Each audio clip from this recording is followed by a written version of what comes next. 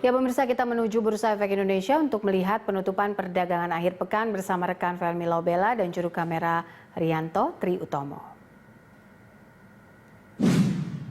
Ya, Felmi, bagaimana kinerja perdagangan beberapa menit jelang penutupan hari ini?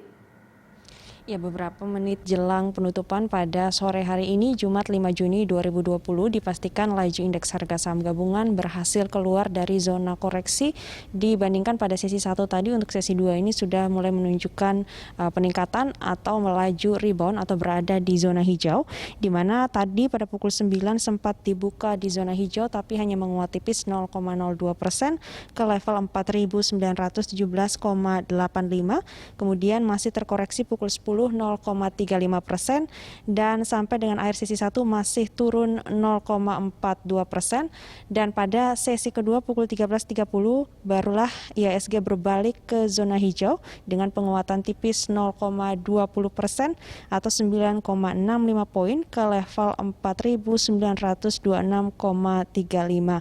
Pada pukul 14.34 tadi juga masih terpantau menguat 0,15% jelang akhir perdagangan atau 7,51 poin ke 4.924,22. Dan saat ini kita pantau bersama di monitor Bursa Efek Indonesia bagaimana indeks harga saham gabungan ditutup pada sore hari ini. Ya, pada sore hari ini penutupan Jumat 5 Juni 2020 tepat di akhir pekan, indeks harga saham gabungan akhirnya berhasil ditutup rebound atau berada pada zona hijau dengan kenaikan 0,63% atau 31,08 poin ke level 4.947,78. Sore hari ini juga volume transaksi perdagangan berhasil dicatatkan 10,087 miliar lembar saham dengan nilai transaksi perdagangan 9,310 triliun rupiah. Dan untuk frekuensi transaksi perdagangan sore hari ini tercatatkan sebanyak 711.702 kali transaksi. IHSG akhirnya berhasil ditutup menguat 0,63% setelah pada kemarin Kamis 4 Juni 2020 sempat ditutup terkoreksi tipis, namun akhirnya boleh keluar dari zona terkoreksi dan akhirnya saat ini berhasil ditutup 0,63%. Poppy. Sektor dan saham yang paling mempengaruhi IHSG hari ini apa saja, Felmi?